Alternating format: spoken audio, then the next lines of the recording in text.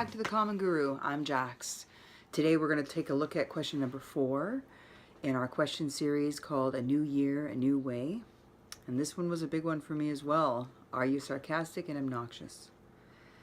I would have to say in the beginning, no. I started out in high school being a very, very shy person. I was scared of people and I kept to myself.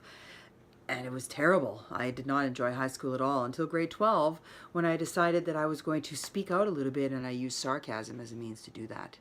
Well, I started getting positive results. I started having people notice me, and with the notice came the more attention to my personal appearance, and I started to get a little bit of popularity. I'm not saying I was anywhere near one of the popular people, but I was no longer a wallflower or back in the background. I left high school and I met this really great guy, and he was gregarious. He was so big in his personality. He helped me to speak out a little bit more, and I got better at my sarcasm, but my sarcasm got a little bit more of a bite to it. And I didn't really realize how it was impacting other people. And if for any reason that at the expense of a laugh they got offended, it was their fault because, well, 1, they're being too sensitive, or 2, they couldn't take a joke, and, well, 3, they needed to get a better sense of humor, and I didn't even take any accountability for my words or how my words could impact somebody else. I then was introduced to a book called The 4 Agreements by Don Miguel Ruiz. Agreement number 1 hit me like a 2x4 right across my forehead. I went whack, and I went, oh! Be impeccable with my word.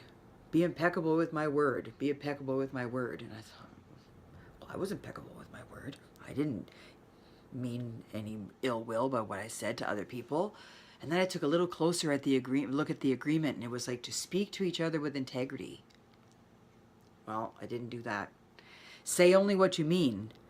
That was a tough one because it was so easy to hide behind the sarcasm and just say just kidding and say something mean, and or even put LOL at the end of it, because somehow whenever you put those 3 letters at the end of a sentence, everything is all forgiven when it's not.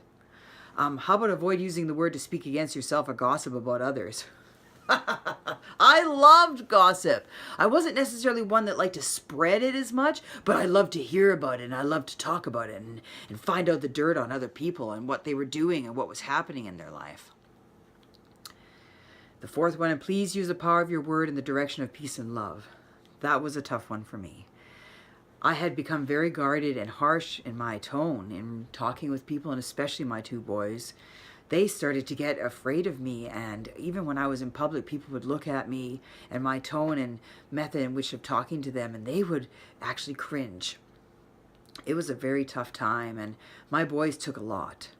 And when I heard that book, I downloaded the audiobook. And when I looked at the power of your word in the direction of peace and love, I realized that my words were the exact opposite. I was not using my words to uplift people. In fact, I was either using them to keep them where they are or put them even further down in the way they thought about themselves.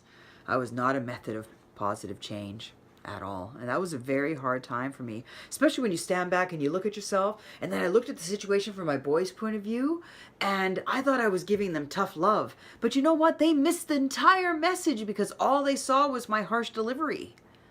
And they thought of me as a bitch. And even now we affectionately talk about it as my bitch phase. But it was brutal, and they suffered. They suffered.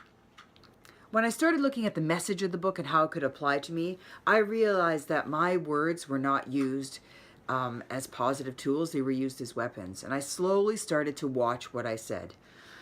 I'm not anywhere near 100% arrived. I have still moments where I have to bite my tongue because my retort is right there, and it's like, oh, I could just say something to this person. And sometimes I do say it out loud, but I don't say it to the person. Or, you know, when you're on a Facebook post or you're texting someone and you type out this message and it's all full of this emotional energy, and then you're like, delete, delete, delete, delete, delete. I've done a lot of delete, delete, deletes, which has helped in my relationship with my husband and my relationship with my boys. And it also helped me look at the reason behind why I was so sarcastic and so obnoxious. And it had to do with a lot of unresolved feelings and anger towards I had myself and others.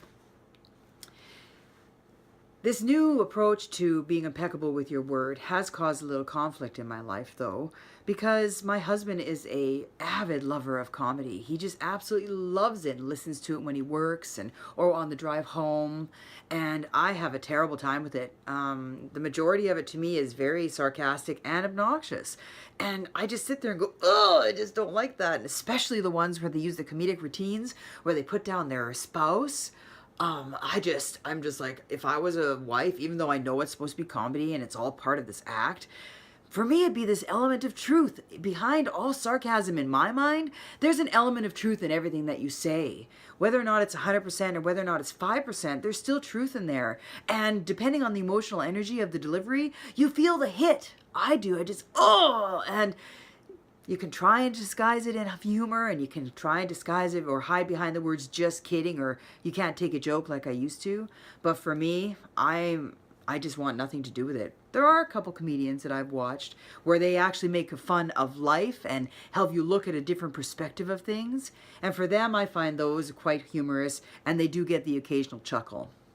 But as a whole, I don't find comedy funny at all. So maybe you could look at your ways of how you treat people. I know there are different love languages, and one of them is words of encouragement. And if you are with someone who has a love language of words of encouragement, this is a very big point for you, because anytime you're sarcastic or you're trying to be funny with a pointed word or message, they hit it, and it reacts to them in a completely different way than you're expecting, and it is a wounded war within themselves because they don't take it as funny. And I can tell you that from personal experience because that's mine. So I've learned now that I try to be more conscious of my words and how I deliver them. And I've noticed a marked improvement in my life. I have a better relationship with my kids, and I have a better relationship with my friends and my parent, my mother. But I'm nowhere near at the point where I want to be. So every day I look at my words and I say, do I speak to each other integrity? Say only what I mean.